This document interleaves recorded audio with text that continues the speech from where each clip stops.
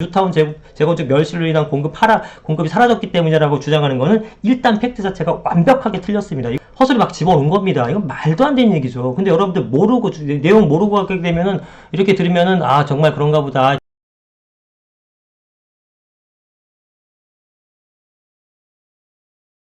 자, 한국의 전세 제도에 대해서 위험 경고를 했다라고 하면서 영상을 찍은 하락론의 대표적인 그 유튜버가 있습니다. 그 영상을 제가 한번 봤는데 조금 이견이 있는 부분이 있어서 그 부분에 대해서 좀 말씀을 드려볼까 합니다. 일단은 2009년부터 2013년경까지 매매가 하락할 때 전세 가격이 상승했습니다. 이렇게 된 원인을 어떻게 설명하고 있냐면 내 집 마련은 안 하고 전세를 산다고 하기 때문이래요. 맞죠? 여러분들 기억해 보시면 2009년부터 2013년까지가 2008년 하반기 때 리먼 사태를 맞고 사실은 아파트 가격이 제일 안 좋았을 때, 부동산 시장이 제일 안 좋았을 때잖아요. 이렇게 매매가가 하락했을 때는 당연히 사람들이 전세를 살겠죠. 매매를 아무도 집을 살려고 하지 않잖아요. 이 영상 보시는 분들 중에서 2009년부터 2013년까지 집을 구입한 분이 있습니까? 많지 않겠죠. 그러다 보니까 그 당시엔 다 뭘 했냐면 다 전세로 살았다는 겁니다. 그러니까 어딘가 살긴 살아야 되는데 매매가 아니면 당연히 전세겠죠. 그러면은 그렇기 때문에 전세가 살려고 하는 사람이 늘어났다고 해요. 여기까지는 팩트예요. 근데 전세 수요가 늘어나지 않고 유지가 된다라고 합니다. 이게 무슨 얘기인지 저는 솔직히 좀 황당했어요. 한 처음에 영상을 내가 뭐 잘못 이해하고 있나? 한 3번쯤 돌려봤는데 전세를 살려고 하는 사람이 늘어났는데 전세 수요가 늘어나지 않고 유지되고 있다고 주장을 합니다. 이게 무슨 말도 안 되는 소리죠? 정확하게 그렇게 얘기를 합니다. 전세를 살려고 하는 사람이 늘어났는데 전세 살려고 하는 사람이 늘어났다고 전세 수요가 늘어나나요? 그렇진 않죠. 유지가 될 뿐이죠. 이런 식으로 얘기를 합니다. 그러니까 앞뒤 논리가 전혀 안 맞는 얘기를 시작부터 딱 던져가지고 제가 좀 당황스러웠는데, 그렇다면은 뭐가 됐던 간에 전세 수요가 늘어나지 않았으면은 뭐 때문이냐라고 뭐 때문이냐고 계속 들어봤더니 전세 수요가 유지되는데 전세가가 상승한 이유는 뉴타운 재건축 등에 의한 멸실 때문이라고 주장합니다. 진짜 말도 안 되는 거죠. 여러분들 2009년부터 2013년까지 제가 2006년부터 8년까지가 어떻게 보면 뉴타운 재개발의 굉장히 전성기였고, 그 이후에도 계속 뉴타운 사업을 진행을 했습니다. 그러니까 이분 주장으로는 그 하락론자 유튜버 주장으로는 이때 뉴타운이 굉장히 활발하게 진행됐다고 하는데, 솔직히 이건 진짜로 묻고 싶어요. 당시 현업에 계셨는지. 왜냐면 전혀 아니거든요. 왜냐면 2003년도 조정법 발생하고 처음엔 뭐 아무것도 모르다가 2005년경부터 본격적인 재개발 바람이 불면서 6년, 7년경에 막 폭발적으로 일어났습니다. 그런데 그때 1차 뉴타운, 2차 뉴타운, 3차 뉴타운 지정되고, 당시에 이제 뭐 오세훈 서울시장 재임 시절에 서울시에서 추가적으로 4차 뉴타운을 지정한다고 해서 뭐 도봉구 창동, 동작구 사당동, 뭐 어딥니까, 뭐 용산구 원효로서부터 강서구 화곡동서부터 엄청나게 많은 것들이 4차 뉴타운 후보지다 이러면서 거의 도배를 하다시피 한 적이 있었어요. 그랬는데 실제로 4차 뉴타운 지정을 안 했습니다. 왜 안 했냐면은 1차, 2차, 3차 뉴타운 25개인가가 지정된 상태인데 이게 계획대로 진행이 잘 안 되고 있었단 말이에요. 지금까지도 안 된 게 많잖아요. 원래 계획상으로는 여러분들 2014년까지 서울의 뉴타운들 전부 다 완료였어요. 근데 거기서부터 6년이 지난 현재까지 반도 안 됐죠? 얼마나 진행이 안 된 겁니까? 그런 상태에서 추가적으로 뉴타운을 지정하게 되면 그게 되겠습니까? 4차 뉴타운이 있던 얘기가 싹 다 사라졌단 말이에요. 그 당시에 가격이 천정부지했었다가 확 떨어진 적이 있었어요. 그러니까 2009년부터 2013년까지는 뉴타운이 진행이 정말 안 됐습니다. 사업성이 뭐 나오고 일반 분양이면 잘 되는 시기여야지만 뉴타운이 진행되는 건데, 이때는 뉴타운의 재건축된 멸실 때문이라고는 이 자체는 팩트도 틀린 거예요. 팩트도 틀린 거야. 그래서 이거는 전세가가 상승한 이유는 뻔합니다. 전세 수요가 늘었기 때문이에요. 아무도 집을 안 사. 그죠? 그리고 대부분 사람들은 전세를 선택을 해. 근데 공급은 늘질 않아. 그러니까 공급이 없는 상태에서 전세 수요가 늘어나니까 전세가가 상승한 거지, 전세 수요가 유지된 상태에서 뉴타운 재건축 멸실로 인한 공급이 사라졌기 때문이라고 주장하는 거는 일단 팩트 자체가 완벽하게 틀렸습니다. 이거는 틀렸다고 뭐라 하는 건 아닌데 잘못된 걸 좀 말씀드리고 싶은 거예요. 그때 저는 뭐 정확하게 기억납니다. 그때 이제 하도 제가 그쪽 재개발 쪽을 많이 하고 있었던 시기였기 때문에. 자, 이제부터는 요게 이제 검정색 칠한 게 그분이 주장하는 거고, 녹색으로 얘기하는 게 이제 제가 드리고 싶은 말씀입니다. 자, 세 번째 보시면 매가가 오르면 전세가도 마치 오른다라고 말씀하시는데, 요거는 맞는 말이에요. 매매가가 올라가게 되면 전세가도 같이 올라갑니다. 왜냐하면 전세라는 것은 내재 가치에 의한 시세가 아니에요. 어떤 사용법이 더 좋아졌기 때문에 전세가가 상승하는 게 아닙니다. 여러분들, 예전에 비해서 전세가가 보통 상승하죠? 그러면 그 아파트가 시간이 지남으로 따라서 사용 가치가 더 좋아집니까? 보편적으로는 감가상각액에서 사용 가치가 더 떨어지는 거예요. 더 떨어지지만 전세라는 가격 자체는 상승을 하죠. 이거는 시장에서 적정 가격이 형성되는 거지 내재 가치에 의한 시세는 아닙니다. 그래서 매매가가 올라가게 되면 전세가도 올라가는 것은 당연한 거예요. 5억짜리 아파트 전세 3억에 놨어요. 맞죠? 근데 그게 5억짜리 아파트가 10억이 됐어. 이제 전세 6억에다도 인정을 합니다. 옛날엔 매매가가 5억인데 이젠 전세만 6억이에요. 그죠? 5억에 60%면 3억이고 10억에 60%면 6억이야. 그러니까 5억짜리 아파트가 전세 6억입니다. 야, 이 미친놈아! 그러겠죠. 근데 10억짜리 아파트가 되고 나서 6억이 됐어. 뭐 그 정도 하겠지. 인정을 하고 시장에서 그 가격이 형성되는 거란 말이에요. 그래서 매가가 오르면 전세가도 오르는 거는 맞는 표현이고, 자, 집값이 떨어질 때 전세가 올라간다면 오를 땐 전세가 떨어져야 하는 것 아니냐고 주장을 합니다. 자, 실제로 집값이 2009년, 10년, 11년, 12년, 13년 계속 떨어졌었잖아요. 근데 그때 전세가가 계속 올랐단 말이에요. 그쵸? 그러면은 집값 떨어졌는데 전세가 올라갔다면 반대로 그냥 올라갈 땐 전세가 떨어져야 하는 거냐고 이제 단순 논리로 주장을 합니다. 그래서 이거에 대한 현상이 집주인 담합 때문이다. 매매가 오를 때 전세가 떨어져야 하는 것 같은데 매매가가 오르는데 전세가 올라가고 있어요. 그러니까 이것이 집주인 담합이다라고 얘기를 하는 겁니다. 이거 그냥 언뜻 들으면 여러분들도 그런가 보다 해요. 말이 안 되는 얘기죠. 매매가가 올라가게 되면은 전세가 오르는 것은 어떤 예를 들어드리면 좀 이해가 편할지 모르겠지만, 예를 들면 어떤 렌터카 업체가 있는데 하루 빌리는데, 예를 들어 뭐 소나타 차를 빌리는데 하루에 5만원을 받아요. 근데 차값이 1,000만원이었어. 근데 그 차값이 이거저거 이유로 2천만원 올랐어. 하여튼 매매가가, 자동차 값이 올랐어요. 그럼 얘네들은 그 자동차 그 많은 거 유지하려면 비용이 더 들어가는 거잖아요. 그러면 당연히 그만큼에 대해서 그 소비자한테 받는 비용도 늘어야겠죠. 그래서 예전에 5만원 받던 리스료를 하루에 10만원으로 늘렸단 말이에요. 당연한 거잖아. 그러면 매매가가 올라갔기 때문에 리스료도 올라가는 건 당연한 거잖아요. 그러니까 아파트도 매매가가 올라가게 되면 빌리는 리스료인 전세가 올라가는 건 당연한 건데, 이거는 시장의 당연한 현상인 거지 무주인 담합하고는 아무 관계 없습니다. 전국의 집주인이 무슨 전체를 다 담합합니까? 전국 전체의 전세 가격이 다 올라가는데 그럼 전국의 집주인들이 무슨 연합회 같은 거 만들어서 담합을 했다는 얘기요? 말도 안 되는 주장인 거죠. 그죠? 그러니까 이런 거에 대해서 호도되시면 안 됩니다. 이건 내용이 틀린 거예요. 그 다음에 이후에 전세 가격이 주춤하게 되는 원인을 담합의 한계라고 지금 처음에 단추를 잘못 끼니까 계속 잘못된 얘기들 주장하는 거예요.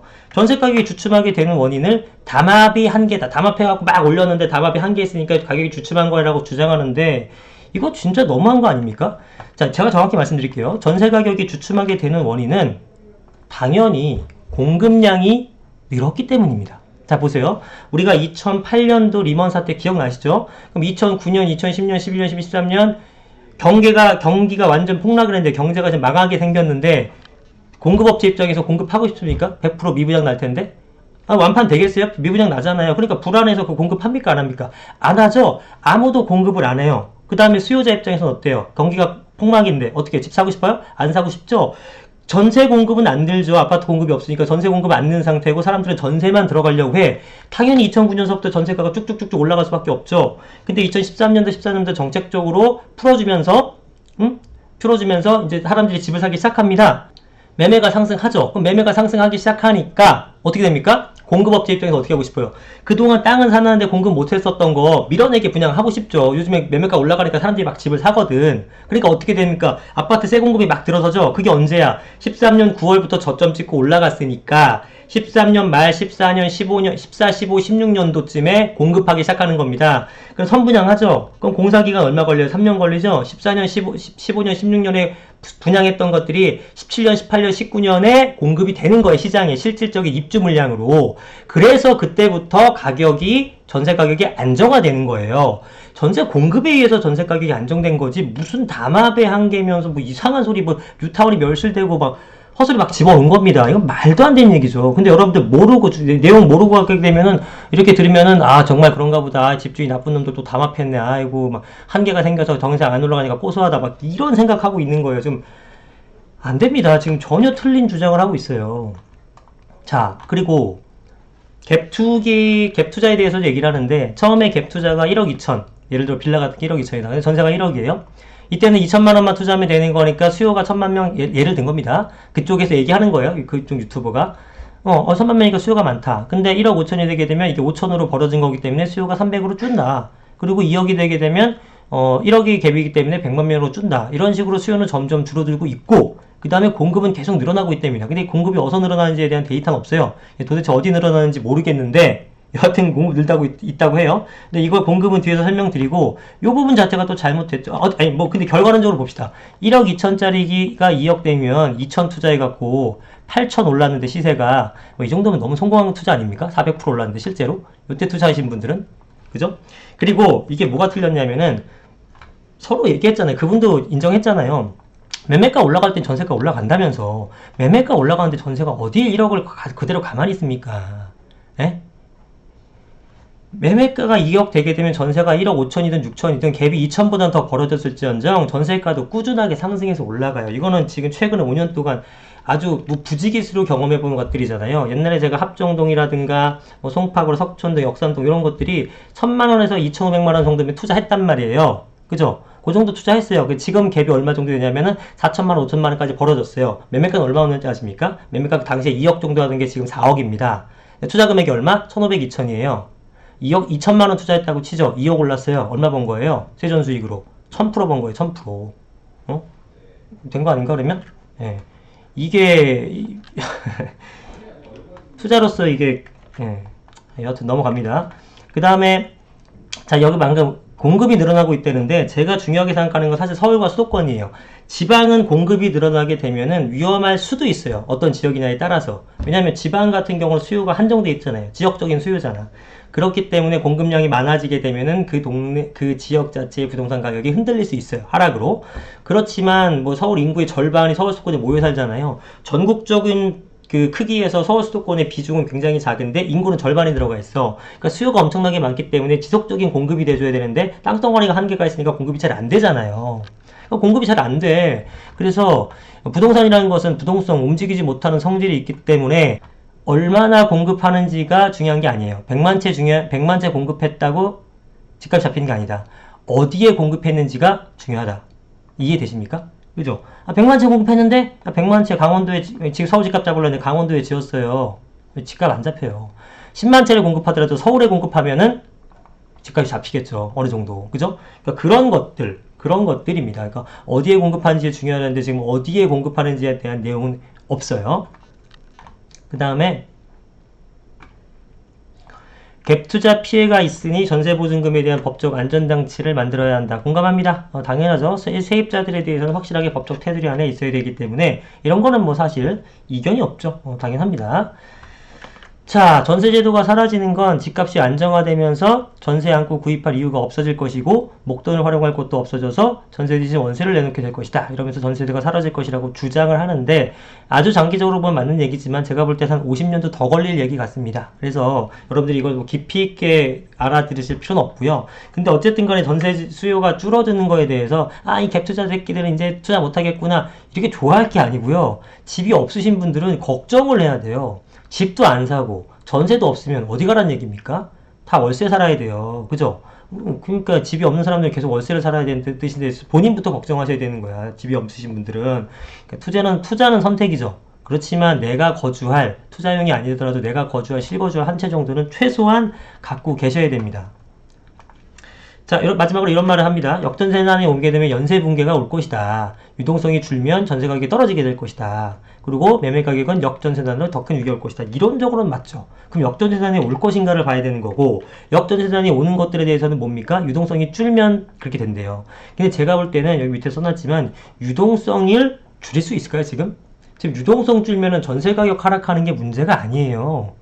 한국 경제가 망할 수도 있습니다. 지금 유동성의 힘으로 겨우겨우 버텨가고 있는 거거든요. 뭐 전 세계가 다 마찬가지긴 하지만 그래서 유동성을 줄이게 되면 경제 주체의 줄도산이 우려되는 거기 때문에 유동성이 쉽게 못 줄입니다. 제가 계속 금리 인상이 되게 되면 어쩌고 되는 게 소설이라고 얘기하는 게 뭐냐면은 저금리 기조가 안 바뀝니다.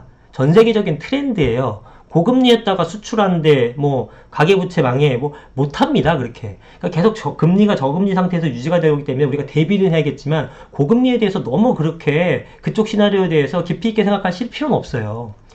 절대 당분간 그런 일이 일어날 수가 없습니다. 그래서 대신에 이제 유동자금을 계속 뿌려주긴 해요. 어쩔 수 없이 경제 살려야 되니까. 다만 이 유동자금이 부동산으로 흘러들어가지 못하는 대책은 계속 할 겁니다. 그래서 지금처럼 뭐 9억 이하는 몇 프로, 뭐 9억에서 15억은 얼마, 15억은 뭐 대출 안 해줘. 이런 식으로 대출에 대한, 부동산 대출에 대한 것은 계속 옥죄게 될 것이고, 다만 대출 규제로 매수가 힘들었잖아요. 그죠? 실거주 하실 사람한테도 사실은 집 사기 힘든 상황이 돼버렸잖아요. 대출 안 해주니까. 그래서 이런 사람들에 대해 전세 대출에 대해 유연한 채널을 취할 것이기 때문에 전세 대출이 유연하다 그러면 전세금이 쉽게 안 떨어지죠. 그래서, 역전세난이 나오기 굉장히 힘든 사회 구조입니다. 지금. 그래서 저는 그렇게 보고 있어요. 자, 그래서 오늘 그 내용은 유튜버 이제 어떤 분이 이제 말씀을 해주신 거에 대해서 제가 들으면서 좀 너무 틀린 좀 이견이 제가 여러 가지가 있어서 꼭 말씀드리고 싶었습니다. 자, 오늘 내용 좋았다면 구독과 좋아요 눌러주시고 더 좋은 영상으로 찾아뵙겠습니다. 감사합니다.